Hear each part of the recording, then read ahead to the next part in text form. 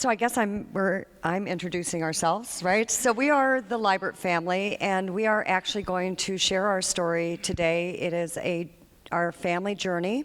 So I'm just going to begin with, I'm Sandy Lybert, my husband Rick, daughter Ashley, and son Tyler, and we are a family that personally lived through the devastation of what alcohol and drugs can do to a loved one. We watched Tyler, our son, a bright, energetic, fun-loving, hyper, athletic, wonderful, young child dissolve in front of our eyes into a drug addict and an alcoholic by the age of 17 years old. We never dreamed that it would happen to our family. We had a great marriage. I attended all of their games. I was a very involved mom. We ate dinner every single night. We went to every single athletic game. We went on vacations, but it did. It happened to us. So I'm going to pass it on to Tyler, and then we're just going to begin our journey. Well, like Mom said, I was hyper, so I cannot sit down anymore. I hope you don't mind. Drove here for an hour. We have a 2-hour drive after this. I'm in no mood to sit down. So, like Mom explained, I'm Tyler. I'm a recovering drug addict and alcoholic. I started experimenting really young. I started experimenting with alcohol in 6th grade. It was introduced to me by older people, and the only reason I started, honestly, was because I wanted friends, plain and simple. When I was younger, I was fat. Well, I wasn't fat, but I was fluffy, and I got picked on a bunch, so I just wanted to feel accepted. I wanted people to like me. I wanted to fit in with somebody, and the older group of people that introduced me to these drugs and these alcohol, it was, I could fit in with them because they don't really care who you are. Just as long as you're using or they can use you, you fit right in. So I fell into that crowd and started making really bad choices. And, I was arrested my first time at 12 years old and, all these different things. But I never planned on any of this happening. Earlier it was explained, we never plan on being addicts. We never plan on being, heroin addicts or alcoholics or anything like that. And I certainly never planned on that. But I fell into that group of people. I fell into what I was doing, and I made really bad choices, and I didn't know what else to do. So I just kept following that path.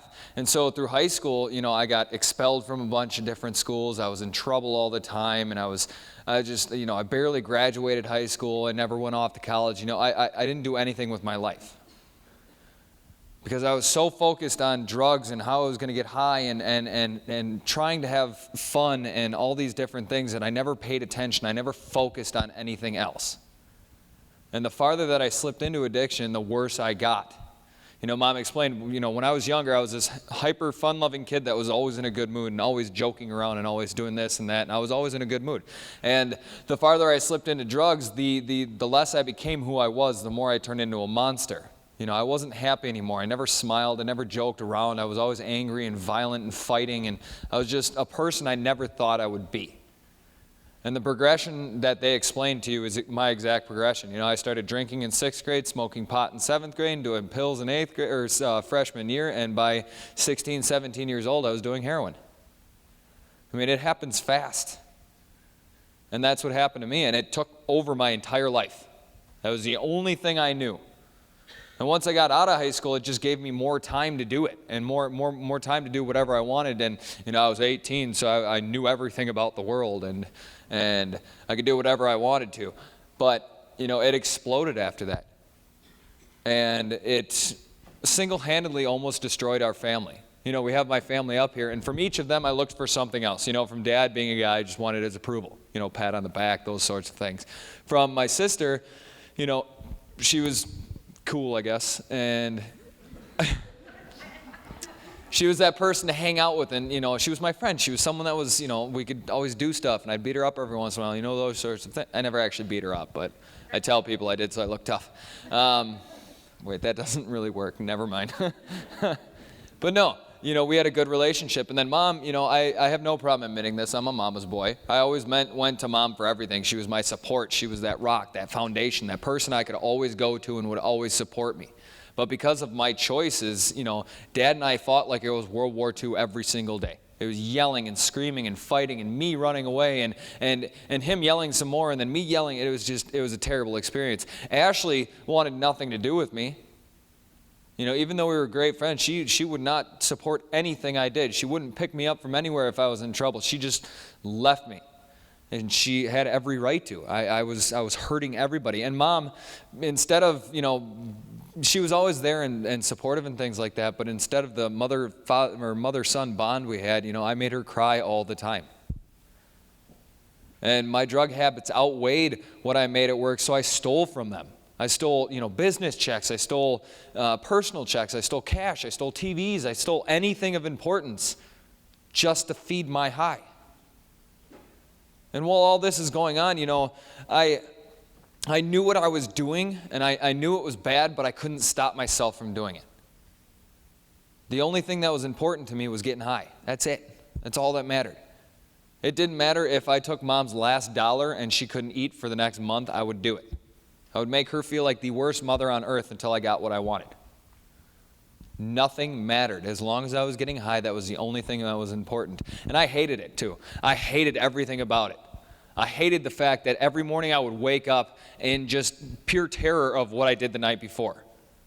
And every morning I would wake up and promise myself, I'm never going to do this again. I can't do this again. Please don't let me do this again. And I would beg and I would plead and I would do anything I could not to do it again. And I would be sincere. In that moment, I was more true than I ever had been.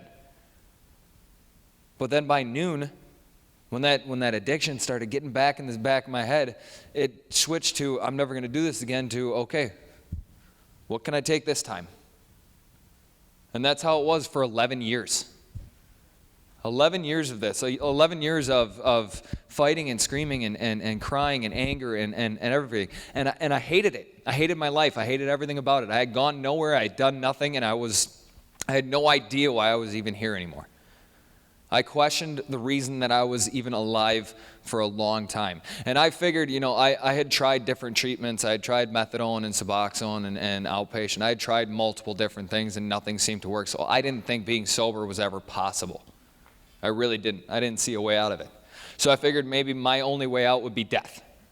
Maybe if I die, maybe my family can finally get some peace. Maybe they can finally, you know, live the lives they were supposed to live, and I can stop dragging them down. And they came to a point too when they had tried everything and nothing was working, and they, you know, there was nothing left they could do. So they're like, all right, go, you're done. We can't do this anymore. We have done everything we can, and we cannot do this anymore. And so they kicked me out, and about a week after that, I went down to Milwaukee. I lived in a drug house, and it was terrible. But about a week after that, you know, I'm sitting in this room, this dark room by myself, and I'm so depressed that I can't even function anymore, but I've got a knife, and I'm ready. I give up. I give up on everything. I couldn't take hurting them anymore. I couldn't take my life anymore. I couldn't take how I was feeling. And so I was ready to end it all. And as cliche as this sounds, I got a phone call from Mom. And Mom goes, you've got two options. You can keep doing what you're doing, but we never want to see you again. You aren't part of our family anymore. You can't come to, you know, family functions. You can't call us. You can't talk to us. You're done. Or you can get help, and we'll support you 100%. And so I went into inpatient treatment and spent 5.5 months in inpatient treatment. And in treatment, they don't just teach you how not to do drugs anymore. They have to go back and teach you how to cope with problems and stress and how to respond to people and how to react and how to deal with all these things. And then they teach you how to try and stay sober for the rest of your life. And I say try because once you're an addict, you're always an addict. That never goes away. It's something you always have to work at. You guys know who Philip Seymour Hoffman is, right? The actor? He was sober for 22 years. You think after 22 years it'd be a piece of cake, no problem. But addiction came back, and he ended up using again and dying from a heroin overdose. So it never goes away. But luckily, I've been sober for a little over 6 years now, and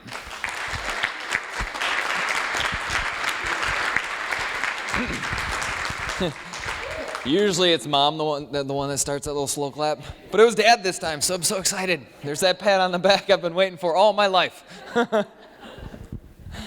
But the past 6 years have hands down been the best time of my life.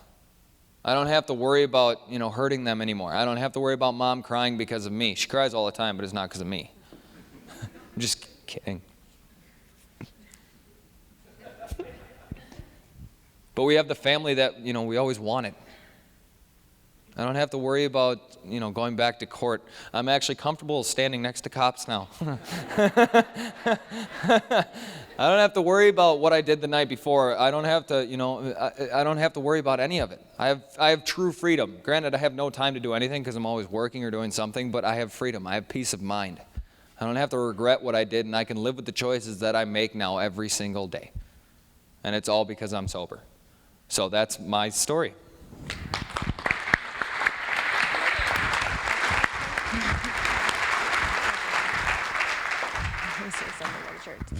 Hi, my name is Ashley, and obviously I didn't get the green memo because I'm wearing orange and my rest of my family is wearing green. But I couldn't believe it. Mom doesn't lay out your clothes. She lays out ours. Oh, okay. So I'm Ashley. I am Tyler's older sister. I chose to stay away from drugs and alcohol in high school because my best friend died sophomore year. So at a really young age, I already saw the effects they can have on a family. Am I talking really loud? Sorry, okay. And even though I made really good choices in high school, I was still really impacted by the choices that my brother made. So growing up, Tyler and I were best friends. We did everything together. And as we got older and more involved in our own sports and activities, as I was doing really well, he started making really bad decisions, and he started using drugs and alcohol. And at first I thought, well, he's a boy, a teenage boy. They get in trouble, so he'll grow up and he'll grow out of it. But he didn't. And I know hate is a really strong word, but I began to hate him. I hated him for my parents fighting all the time. I hated him for my mom crying every single day.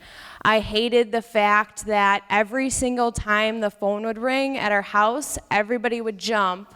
Is this the phone call that he's never coming home again?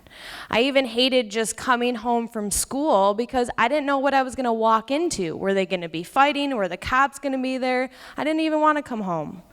And the thing I hated the most was here was somebody that I loved and cared about so much, yet he could turn around and hurt us so badly. And being a sibling, I felt like I had to be perfect. If I can do everything right, if I can get the best grades and be the best at my sports, maybe I could keep my family together and make up for all the wrong that he was doing. And I also felt really neglected by my parents because they were so focused on him and what he was doing that they kind of forgot about me. And we lived this way for, like Tyler said, almost 11 years in constant day-to-day fear of where's Tyler and is he alive? And when Tyler decided to go into treatment, I was like, oh yeah, okay, we've been down this road before. He's going to go into treatment. He's going to BS his way through and come out and use again because that's what he did every single time. So it took me a good year and a half to be able to trust him and want to be around him. And now we're best friends again. But I can't tell you how lucky I am that I have my brother, because I have met so many siblings who have the exact same story that I do, but completely different endings. They don't have their brother anymore or their sister anymore. So I am so lucky for the relationship that we have and that he's alive and that he's sober. So that's my story.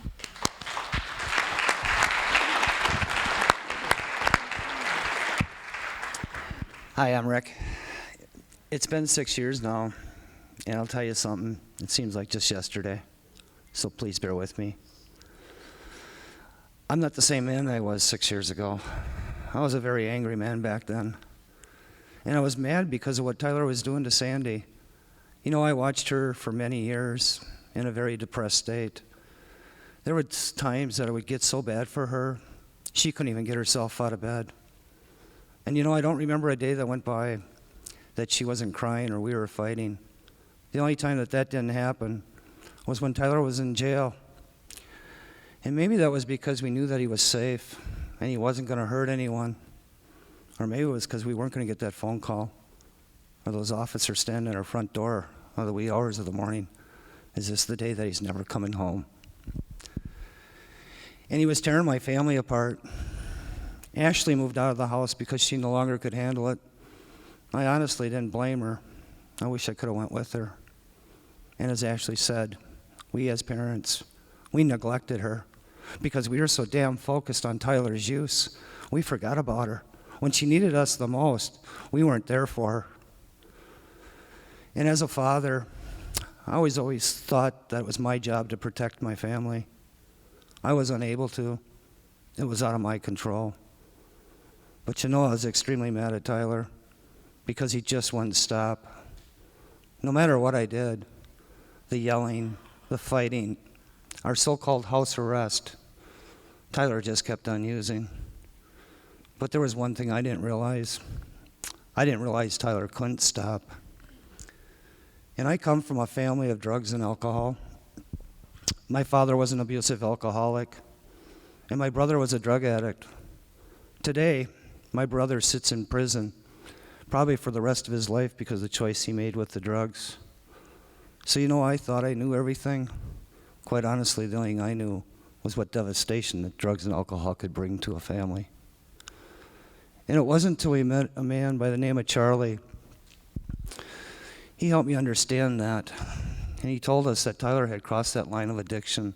The drugs and alcohol had taken over. But the next thing that he told us as a family was that we had to change as a family in order to help Tyler. And I can remember looking at Charlie going, what in the heck are you talking about? Why do I have to change? Tyler's the one that's got the problem. Those weren't probably the words I used at the time. I was, like I said, like I said earlier, I was a very angry man. I was right, he was wrong. But what he was trying to tell me was, if nothing changes, nothing's going to change. And I guess that's pretty true with life.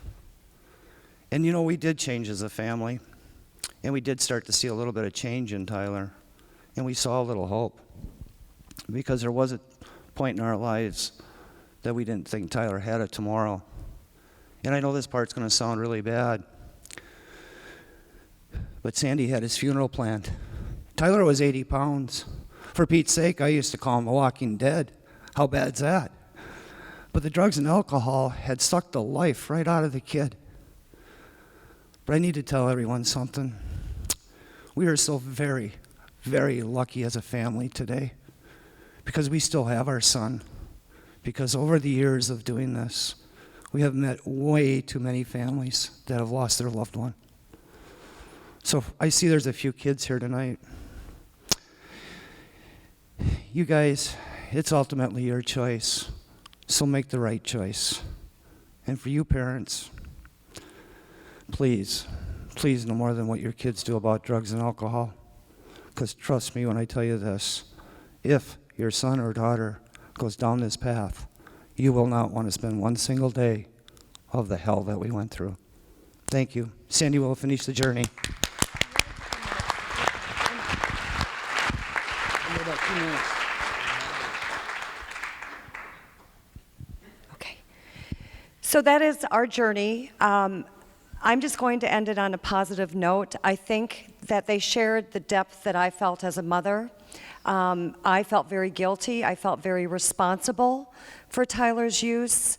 And I really hate the word enabled, but I enabled Tyler. I wanted to fix him. I felt if I loved him enough, talked to him enough, gave him enough, that I would actually be able to fix the problem. I was so wrong. The turning point for me, and many parents ask this, is how, as a mother, could I have made that decision and called him and said, you can no longer be part of this family? Tyler had just received his 3rd DUI under the age of 20. He was in jail. I could not touch him. He was in an orange suit. It was glass. I could not touch him. He was 80 pounds. He had no expression. He had black eyes. And I looked and I said, I'm killing my son by loving him to death. And I went out in that parking lot, and that was the day that our life started changing. And we did. We offered him the help. We did not know if he was going to take that help, but I have to tell you, there's hope and there's help out there. And watching the struggles with Tyler and everything that he went through, we also made a lot of changes in our life. So as a parent that might be sitting out there, or somebody that is sitting out there, I really want to stress that there is that help and that hope out there. So I'd like to end on this, because I am going to stay on time, because I know how important that is. The second day Tyler was in treatment, our lives had been so chaotic for 11 years, our house was quiet. Our son was somewhere safe. And Rick and I said, what are we going to do? We can't keep this quiet. And Rick says, we're going after every one of those drug dealers. Every one of them. We're going after those suppliers. And I said, Rick, we can't. We have to go after the demand. And that is where your choice started. 5 years ago. We are a nonprofit organization. We share our stories in all the schools, middle schools and high schools, because we feel middle schools is very important because of the age that it is starting.